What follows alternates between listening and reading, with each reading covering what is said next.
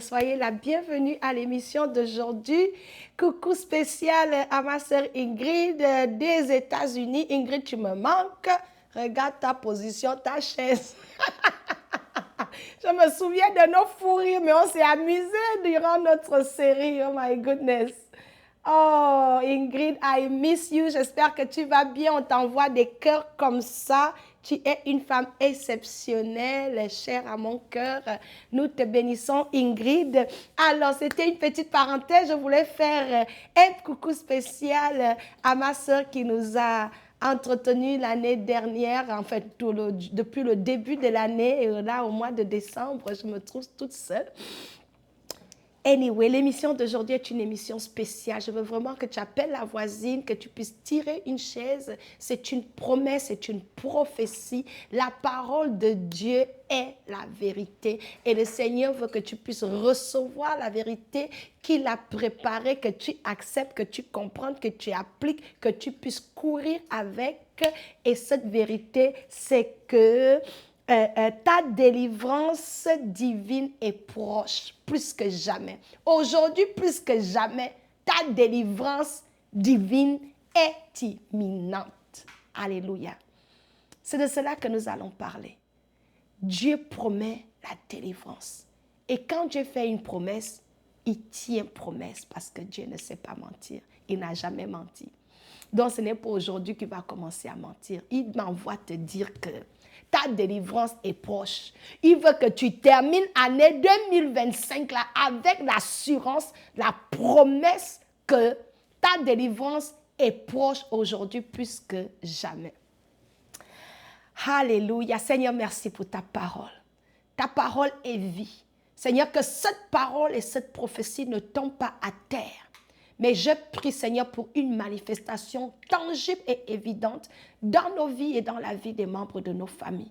Nous déclarons que notre délivrance, Seigneur, spirituelle, physique, émotionnelle, financièrement, Seigneur, à tous les niveaux, Seigneur, matériellement, délivrance, Seigneur, de toute l'emprise satanique, démoniaque, Seigneur, de toute attaque, délivrer des statu quo, délivrer, Seigneur, de l'oppression, de la dépression. Seigneur, nous recevons cette délivrance et nous croyons qu'elle est proche. Nous te bénissons, Seigneur, pour cette parole et pour la manifestation concrète dans notre vie. 2026, nous marchons dans cette délivrance. Au nom puissant de Jésus, nous clôturons ce mois de décembre et cette année 2025 avec un son de triomphe que notre délivrance est arrivée. Notre délivrance est arrivée. In the name of Jesus. Reçois la gloire, Seigneur. Je bénis ta parole au nom de Jésus.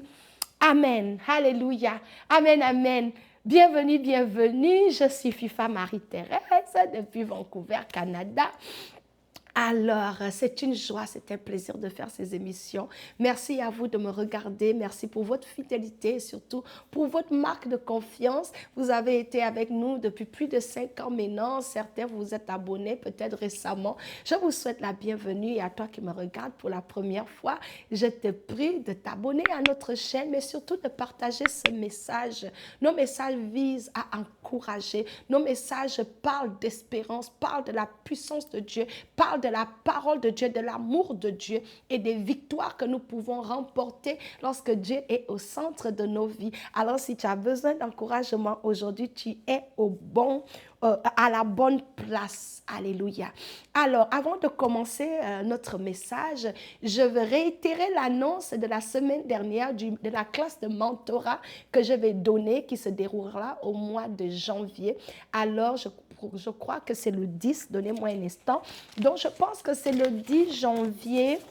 Voilà, le 10, le 17 et le 24 janvier. C'est une classe de mentorat de 3 sessions différentes et chaque session va traiter un thème. La première session, nous allons regarder ensemble la loi de l'intentionnalité. C'est cette loi-là qui t'enlève de l'inactivité, de l'inaction à la réalisation, à l'activité, à la productivité. Nous allons regarder cela. C'est un principe qu'il faut s'imprégner. Ensuite, nous allons parler de la gestion du temps. Je vais vous montrer dans cette classe-là comment le temps est c'est une monnaie. Et lorsque c'est mal utilisé, tu peux te retrouver dans des catas. Et cette année, tu ne veux pas rentrer 2026 en gérant ton temps d'une manière qui n'est pas profitable. Donc, nous allons voir ensemble les clés pour une meilleure gestion de ton temps, pour la productivité et l'avancement dans ta vie. Et au final, la dernière session, autant pour moi, on parlera des finances. L'argent, alléluia, l'argent, cette ressource-là qui est pourtant nécessaire à la vie. Aujourd'hui, on ne peut rien faire sans argent. Et si on n'est pas éduqué sur l'argent, l'endettement va nous finir, la pauvreté va nous finir. Mais Dieu, dans sa parole, nous donne des instructions claires sur la prospérité et et donne des conseils et la sagesse sur la gestion financière. Donc, nous allons regarder ensemble comment on peut améliorer l'état de nos finances. Nous allons regarder ce qu'il faut faire. Et là, je prendrai le temps de partager avec vous mon propre parcours, comment un peu, Dieu m'a aussi aidé à travailler ces choses-là. Et une chose que je n'ai pas dite la semaine dernière, c'est que les gens qui vont s'inscrire à ce cours vont gagner le risque d'obtenir une session de coaching gratuite d'une durée de 1 mois avec moi. Donc, vous allez vous inscrire et celles qui vont gagner le prix, le nom qui sera sélectionné, aura 1 mois gratuit avec moi. Donc, voilà. La formation de mentorship, ce n'est pas gratuit. Non, j'ai vraiment donné ça à un prix bas parce que j'essaie d'encourager un grand nombre. C'est la fin de l'année et la nouvelle année, tu veux commencer la nouvelle année avec des nouvelles habitudes. Tu veux t'acquérir certaines connaissances. La Bible dit que mon peuple périt faute de connaissances. L'ignorance est notre plus grand ennemi. Ce n'est pas le diable. Notre plus grand ennemi, c'est l'ignorance. Mais la parole de Dieu nous expose à une vérité qui embellit nos vies. C'est la raison pour laquelle je t'encourage à investir sur toi-même. Je dis aux gens que le plus grand investissement que tu peux faire, c'est d'investir sur toi-même. Alléluia. Donc, inscris-toi à ce cours de mentorat en nous écrivant sur le numéro WhatsApp qui figure ou bien en nous envoyant un email. Et on vous enverra tous les détails. Je pense que c'est un bel investissement, une bonne manière de commencer l'année. Une bonne manière de commencer l'année. La perruque que tu vas acheter aujourd'hui, là, ça va juste te faire, c'est pour un temps. Après, ce n'est plus utile. Il faut acheter une autre. C'est un cycle vicieux. Mais si tu comprends comment faire de l'argent pour que tu puisses continuer à acheter des nouvelles perruques, c'est beaucoup mieux. Alléluia. Donc, ce n'est pas cher. Je pense qu'en dollars canadiens, pour les 3 sessions, c'est 200 $ canadiens et 120 €. Et pour les gens en Afrique, ce sera 80 000 francs CFA. Mais là, tu as 3 semaines de classe intense où nous allons joindre principe et pratique avec une fiche de route qui pourra aider. Et là, vous aurez aussi le droit de poser vos questions. Donc, inscrivez-vous. Je vous encourage à le faire. Mais si jamais tu n'es pas intéressé à assister aux 3 classes, tu peux participer à une seule classe. Par exemple, c'est les finances qui t'intéressent. Eh bien, la session pour une seule classe, c'est 80 $ en dollars canadiens et 32 000 en francs CFA. Et en euros, ce sera 50 € pour une seule séance. Moi, je pense que 3 séances, c'est un meilleur choix, mais que chacune fasse selon ses finances et selon ses besoins. Donc, je vous invite, soyez nombreuses. Et si tu connais quelqu'un que cette formation peut aider, mais voilà, ça, c'est un beau cadeau à offrir à ta soeur, à ta femme, à ton frère, et invitez-les. Le Saint-Esprit sera avec nous et ce sera des moments glorieux. Et qui sait si tu ne seras pas la gagnante d'un mois de coaching avec moi. Ok, sans plus tarder, nous allons aller à notre message. Oh, j'ai oublié une information très importante. Et bien voilà l'annonce. L'année prochaine, à partir du mois de janvier, nous changeons de nom. Voilà. Nous changeons de nom. Désormais, notre chaîne YouTube ne sera plus Femme éveillée. L'année prochaine, je vous dirai pourquoi. Donc, si vous nous voyez l'année prochaine avec un autre nom, ne soyez pas surpris, ne soyez pas étonnés. Alléluia. Donc, c'est une surprise. Je vais vous révéler le nouveau nom en janvier. Voilà, peut-être le jour de mon anniversaire. Je suis née le 13 janvier. Là, je ferai l'annonce, mais au moins, je vous prépare pour que vous ne soyez pas étonnés. Qui est Femme éveillée est partie où? On passe à un autre niveau. Le Seigneur nous a vraiment instruit à revoir les choses. Et une chose qu'on veut changer, c'est le nom de notre chaîne. Mais nous ne changeons pas la formule, nous ne changeons pas le message. Le message sera là, le contenu sera là, je serai là. Mais nous allons juste renommer notre chaîne. Donc, soyez à l'écoute. En janvier, vous voyez un nouveau nom. Eh bien, c'est toujours nous. C'est nouvelle version.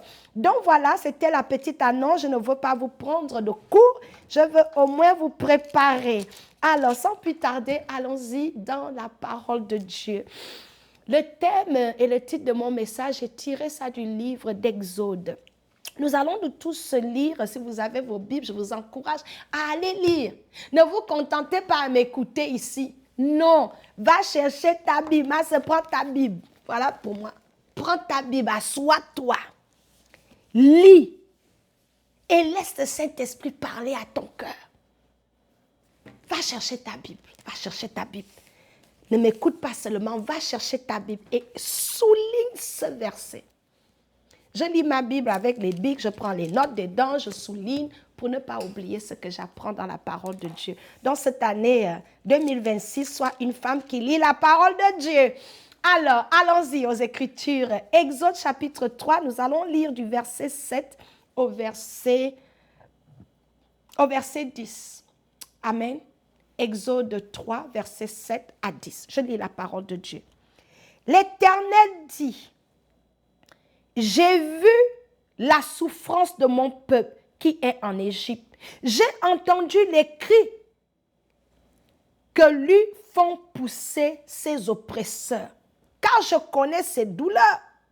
Je suis descendu pour le délivrer de la main des Égyptiens, pour le faire monter dans ce pays, dans un bon et vaste pays, dans un pays où coule le lait et le miel, dans les lieux qu'habitent les Canéens, les Essiens, les Amoréens, les Pharisiens, les Héviens et les Jébusiens. Voici les cris d'Israël sont venus jusqu'à moi et j'ai vu l'oppression que leur font souffrir les Égyptiens. Maintenant, dis-moi à haute voix, tiens-toi devant le miroir, dis maintenant. Répète avec moi, maintenant. Oh, quand tu vois maintenant dans la Bible, c'est que ça annonce un changement, ça annonce l'intervention divine. Quand Dieu dit maintenant, ça annonce ce qu'il va faire. Maintenant, en anglais, on dit now. Now. Salvation is in the now. La Bible déclare que aujourd'hui est le jour du salut. Maintenant, aujourd'hui. Alléluia. Je continue. Verset 10. Maintenant, va, je t'enverrai auprès de Pharaon et tu feras sortir d'Égypte mon peuple et les enfants d'Israël. Alléluia. Je bénis la parole de Dieu, on va s'arrêter là. Dieu dit maintenant, va sortir mon peuple. Alléluia. Ça, c'est la parole de Dieu. Et sur cette parole, je vais vous apporter l'encouragement. Quand j'ai lu ça, quand tu lis la parole de Dieu, c'est Dieu qui te parle, qui s'adresse à toi. Alléluia. Donc, ce qui est ressorti, les points clés dans ce verset-là, c'est mon encouragement. C'est ces points-là que je veux relever dans ta propre vie, en fait que tu puisses t'aligner avec cette parole et être prêt, moralement, spirituellement, prêt et dans l'expectative de recevoir ta délivrance. Dieu dit, il voit la souffrance de son peuple. C'est la première chose qu'il a dit. Je vois la souffrance de mon peuple. Il voit. Ça veut dire que même lorsque personne ne remarque tes larmes, tu pleures chaque soir, tu pleures dans la voiture, tu pleures au travail. Dieu dit, même lorsque personne ne remarque tes larmes, lorsque personne ne voit même la gravité de tes combats, Dieu voit tout ça parfaitement. Il connaît chaque détail de ta vie. Il voit tes larmes, il voit tes souffrances. Je suis venu t'assurer et te dire que le même Dieu qui a vu la souffrance de son peuple en Égypte voit ta souffrance, il comprend ta misère. Alléluia. Le même Dieu. Une autre chose qu'il a dit, Dieu a entendu tes cris. Je suis venue te dire que ma soeur, Dieu a entendu tes cris, tes prières, tes pleurs. Sache que cela ne tombe pas à terre. Ce n'est pas oublié. Dieu n'oublie pas tes larmes. Dieu ne gaspille pas tes larmes. Dieu ne gaspille pas ton expérience. Dieu n'est pas indifférent aux cris de ton cœur. Dieu écoute chaque cri de ton cœur. Alléluia. Tu as peut-être crié cette année. Tu as peut-être trop pleuré cette année. Dieu a vu. Il a entendu tes cris. Il dit aussi, je connais tes douleurs. J'ai vu l'oppression, la maltraitance quand on vous maltraite en Égypte. Toi aussi, tu es maltraité. Tu es dans une souffrance. Dieu m'envoie te dire qu'il connaît aussi tes douleurs. Les douleurs que tu vis en ce moment.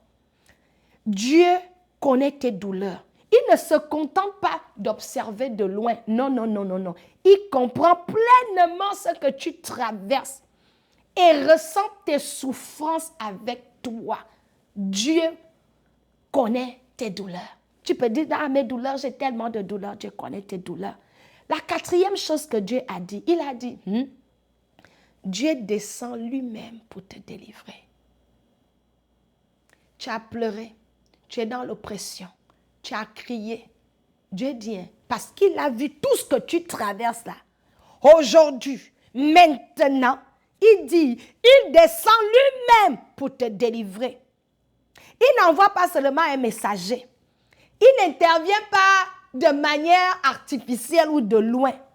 Il dit, je vais briser les chaînes. Je vais frustrer toutes les puissances, toutes les situations qui te gardent dans l'oppression. Je vais défaire l'emprise de l'ennemi sur ta vie. C'est ce qu'il a fait pour les enfants d'Israël. Dieu a frustré l'Égypte pour la délivrance de son peuple. Et il va frustrer tout ce qui ressemble à l'oppression dans ta vie. C'est le même Dieu. Alléluia. La cinquième chose par la moindre, il dit, Dieu leur a fait la promesse, il leur a dit, je vais vous amener dans un pays où coule le lait et le miel. Les enfants de Dieu étaient dans la servitude, travail forcé. Ils ont pleuré. Ils étaient esclaves, sans droit, sans vie. Et ils ont pleuré. Dieu a considéré leur souffrance. Il y a eu ce temps de servitude-là.